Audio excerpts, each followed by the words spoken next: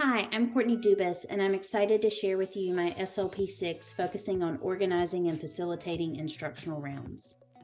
Pactolus Global School is one of 38 schools located in Pitt County, North Carolina. Pactolus is located in the eastern corner of the county, close to neighboring Beaufort County. We are a Title I school and are one of 6 schools in the district that serve students from pre-K to 8th grade. Pactolus is a global and dual language school.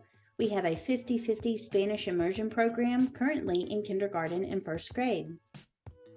Right now, we have over 600 students that have a diverse makeup representing our student population. Pactolus also has international teachers representing various countries such as the Philippines, Colombia, Chile, South Africa, and Canada. Unfortunately, COVID had a negative impact on proficiency and overall performance. In 2018-2019, Pactolus moved from a D school to a C school. However, after the pandemic, we went back to a D school. Reading is the area with the lowest proficiency. Last year, only 1 in 4 students were proficient on the reading EOG. We've also noticed over the past 3 years that students with disabilities have been the lowest performing subgroup and are in danger of not meeting growth. However, according to EVOS, Pactolus Global School has exceeded growth for the past 3 years that data has been collected. Last year, all grades and subjects either met or exceeded growth.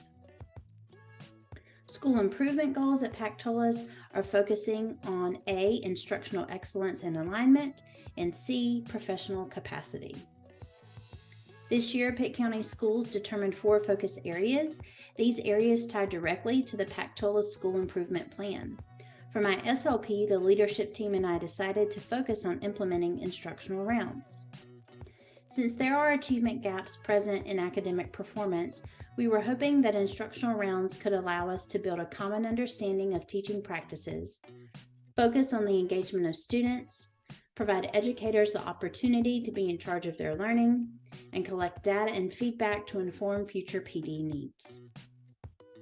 Research states that there are many positive impacts associated with the use of instructional rounds. Teachers have a mixed combination of feelings.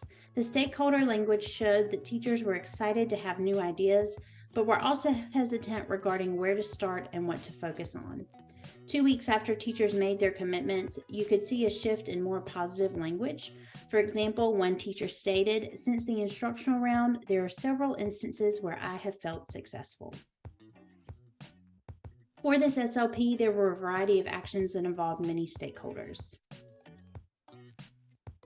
The leadership team discussed research and shared experiences, and I collaborated with the AP to create the process and handout needed for our school. Our first instructional round occurred on September 29th, and we also identified 3 dates in the future for instructional rounds.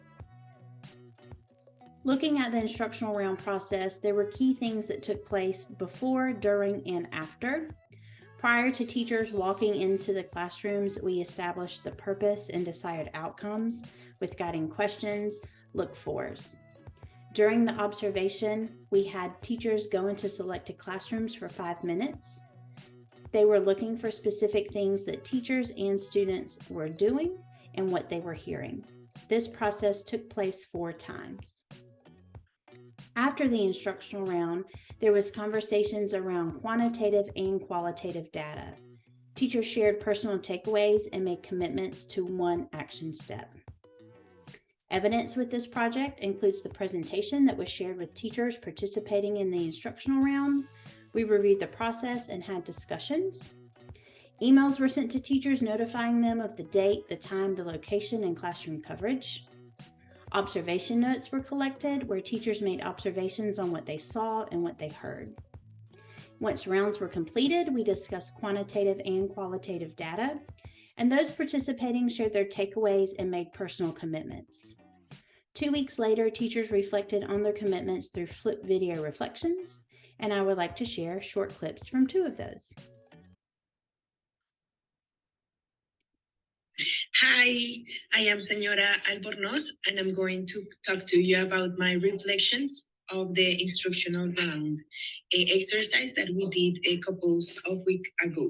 So what was my commitment was to implement by rows a classroom transition, because this is something that I saw on Miss B classroom and was a better organization to use the colors of each row to call the students. 2 weeks ago, I made a commitment to have my rotational activities up on the board so that the students could follow more clearly during ELA rotational time.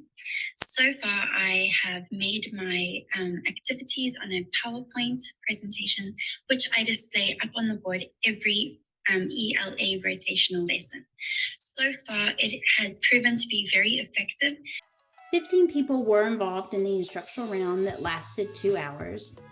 100% of those participating said that this process was beneficial. And of the commitments that were made, 43% focused on differentiating instruction and implementing clear routines or procedures during rotations. 29% of the commitments focused on intentional planning and self-reflection. As a result of our first instructional round, 3 additional dates were scheduled in December, February, and March. Throughout the implementation of this service leadership project, I was able to capitalize on my strengths of focus and discipline. I saw the value in collaborating with my principal and the instructional leadership team throughout the entire process. As a leader, I saw the benefit of creating a routine process with a clear focus. I also saw the importance of being flexible and adjusting when needed. I realized that I may have to make quick decisions without any preparation. However, knowing the overall goal allowed me to make better informed decisions. Most importantly, I saw the value in creating a warm, welcoming environment. The teachers felt comfortable throughout the process, which allowed me to support the development of a culture of collaboration and reflection. Finally, I would like to thank my husband, Gabe, for supporting me throughout this journey. His unconditional love and words of encouragement have helped me every step of the way.